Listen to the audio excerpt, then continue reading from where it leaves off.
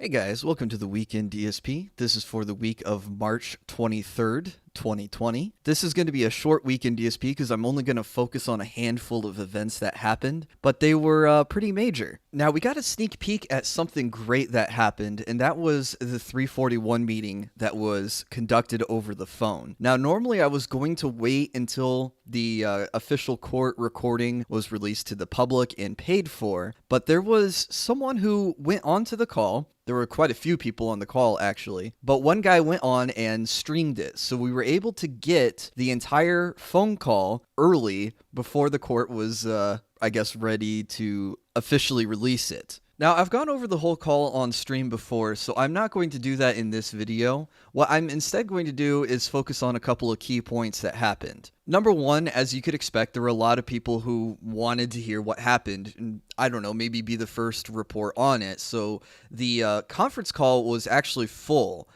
There was quite a couple points where they pointed out, they being DSP, Rochelle, and the trustee, Nancy James, all said, wow, there's 60 people on this call. So there was a lot of beeps as more people were trying to call in and the conference was full. It could not accept any more calls. The guy who was streaming it claimed to be a representative of Citibank's debt. He claimed that he purchased the debt from Citibank at like 2 cents for every dollar, but he was not able to verify on Kiwi Farms, partly because Kiwi Farms is in a server migration state where images aren't being loaded. So if the guy took a picture of a document that proved it and tried to submit it to the mods, the image just won't load because Noel has turned off images for the time being to keep server load down in the interim of him changing hardware. But nonetheless, the guy did get to ask DSP a direct question, and it's an interesting question, and the guy tipped his hand a little bit in asking the question. But the question being, when did DSP approach Rochelle Sheffield's firm about filing for bankruptcy? And DSP said that this was back in October. This would be before DSP's foreclosure on the Connecticut condo, because that came sometime in November. The only thing that occurred in October that could point to that is that was the time JP Morgan Chase sold the mortgage to MidFirst Bank. October was also the time where DSP ran the weeks-long tip goal for $1,800. Now, I'm not sure if that was for Rochelle Sheffield, but according to DSP, it was October when he reached out to her, so I wouldn't be surprised if the money that was for the initial sit-down, the consultation, or whatever. Now, the question also followed up with, and this is where I think the guy tipped his hand, and that if DSP knew he was insolvent in October, why was he still buying things on credit? And DSP backpedaled super fucking fast and was like, oh no, I haven't been buying anything on credit. And even recently on stream, he's been saying, oh, I've had to buy everything with cash. But if you've paid attention to DSP pre-streams when he's begging for tips, he's said that, and I can't find it on Pig Go, but DSP has specifically said that he's needed to pay back on some of his credit cards in order to free up the credit in order to purchase groceries. But he followed up this question with saying, so since you knew you were insolvent, you can agree that anything you spent on credit after October could not be discharged. And that's where DSP and Rochelle got into a huge tizzy. In addition to that, Rochelle, I think, was instructed by DSP to ask Nancy whether the guy on the call was a real creditor or not.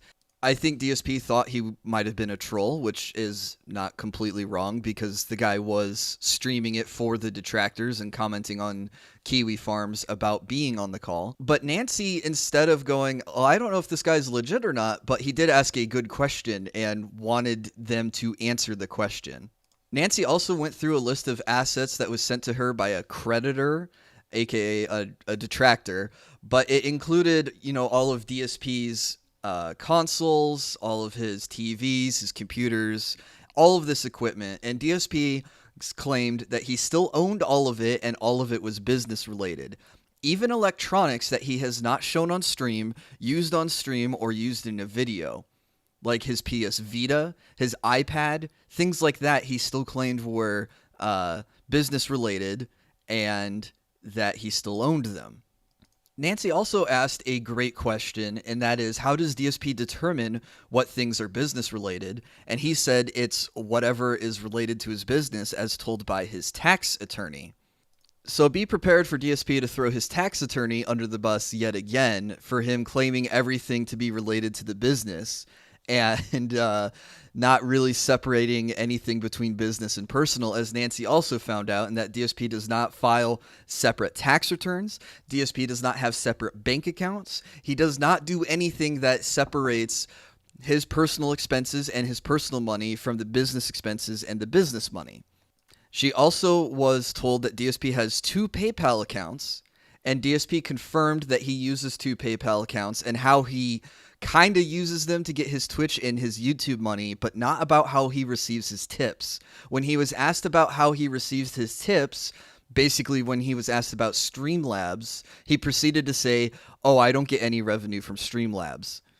Now, I want to point this out, and I pointed this out on stream, and I did it in the Discord, so I'll do it again, and that is a huge lie.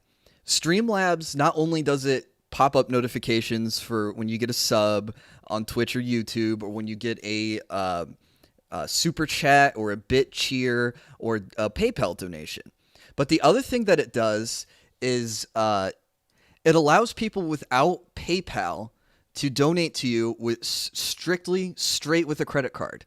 And you can remember from DSP's pre-streams, because he repeats it every pre-stream, you don't need a PayPal to tip me. It's become a meme that it's even in some of the Detractor songs.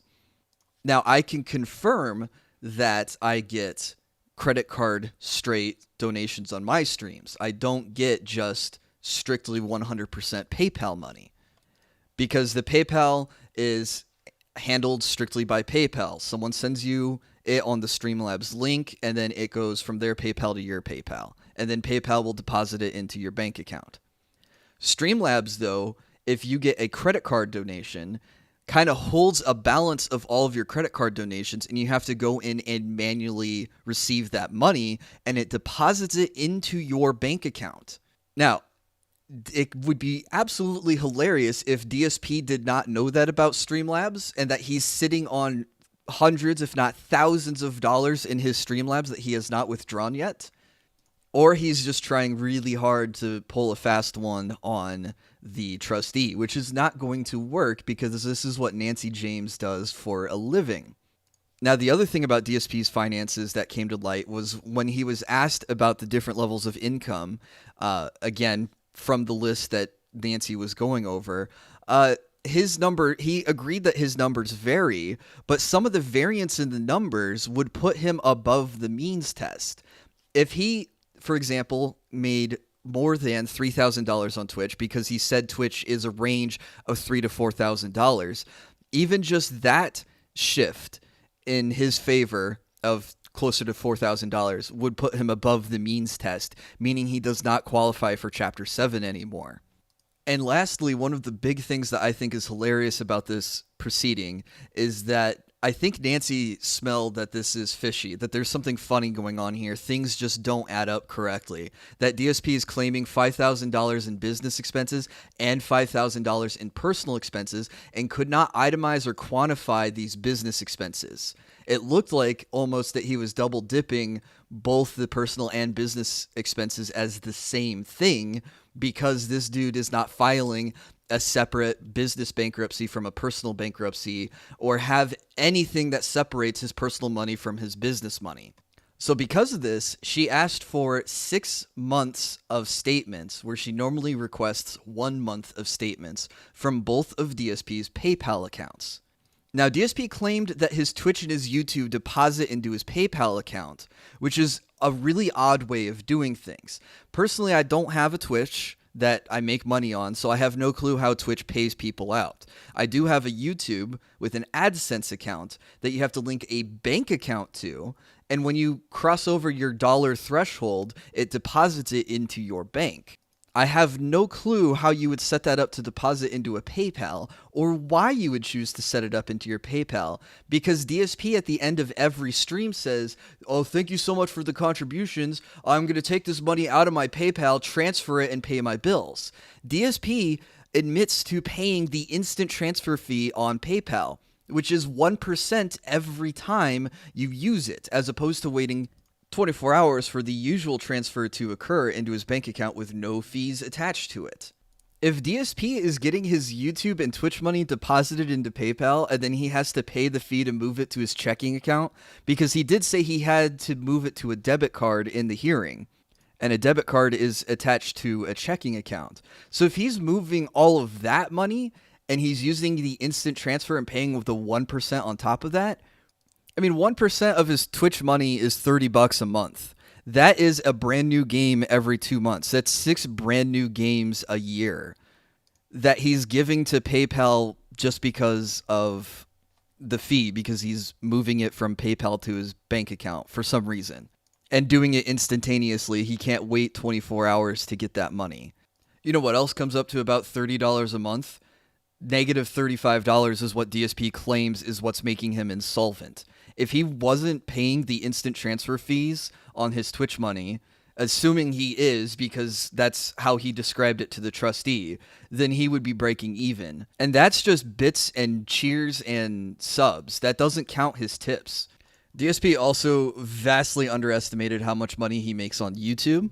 I think he said something like his high months are in the $500 range, which doesn't make a whole lot of sense for a channel like his that's in the 800,000s of views a month.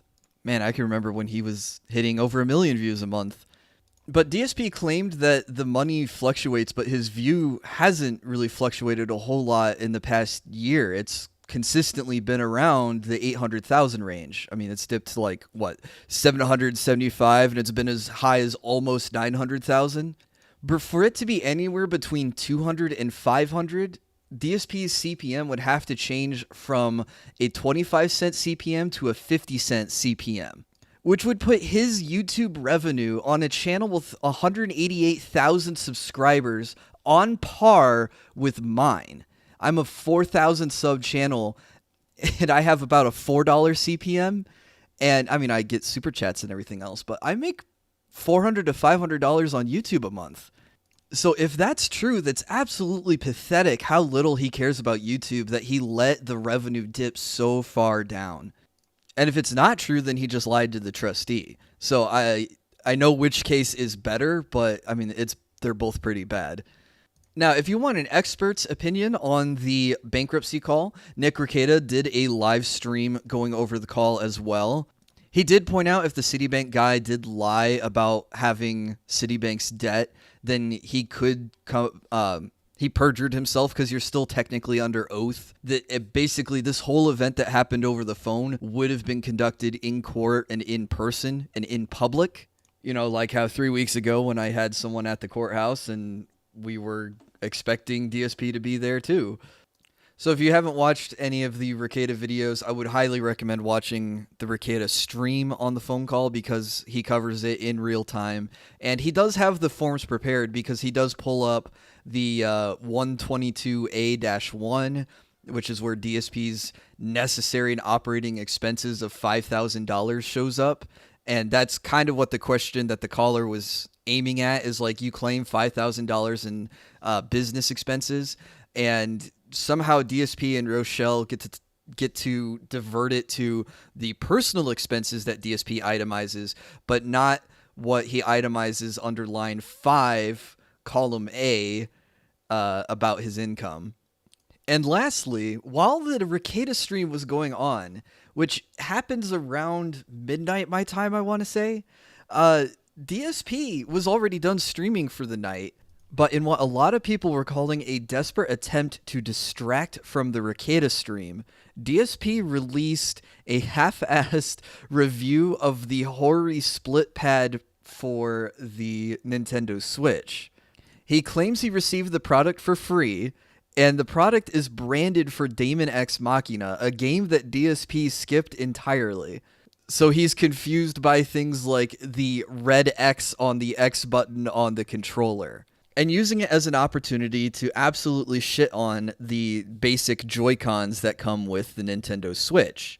Now, what's interesting about the split pad, and DSP points this out in his review of it, is there's no way to connect them together off of the Switch. They only work when you're using the Switch undocked and you have them attached to the Switch on the sides where the Joy-Cons would go.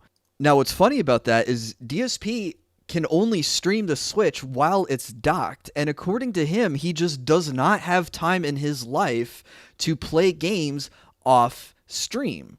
So that's why I call this a phony review, because DSP, in his own words, has said he does not play games off of stream because streaming is his work and he doesn't want to think about work off of stream. So how would he use these split pad controllers if he doesn't play the game off stream? Phil did say that Kat tried out the controller too, and of course she enjoyed it. She was probably the only one that actually got to use it. I just think it was really funny DSP was throwing her commentary into his video. I just think if we really wanted to hear Kat's opinion and DSP really wanted to share it with us, he should get her on camera and get her to shill a product for him. I am curious what DSP was hoping to achieve with this video, because it seems very obvious that Hori did not give him a Daemon X Machina controller to play Animal Crossing with, especially since he can't even use it on stream. The only publicity they're going to get is this video on a dying YouTube channel where Phil's going to phone it in and not even stretch it out the full 10 minutes for the ad breaks. I'm curious if we're going to see more videos like this pop up in the future as his bankruptcy situation develops even further, because I have no clue what to expect going down the line. I'm not sure if doing videos on random video game paraphernalia that he has around his Washington condo makes it suddenly business related and therefore can't be liquidated in the Chapter 7 or not. Maybe they'll see it as some attempt to last minute try to hide everything under this business related umbrella. Alright guys, I think that does it for the week in DSP. I hope you enjoyed this episode. Feel free to let me know in the comment section below, and I hope to see you in the next stream or video.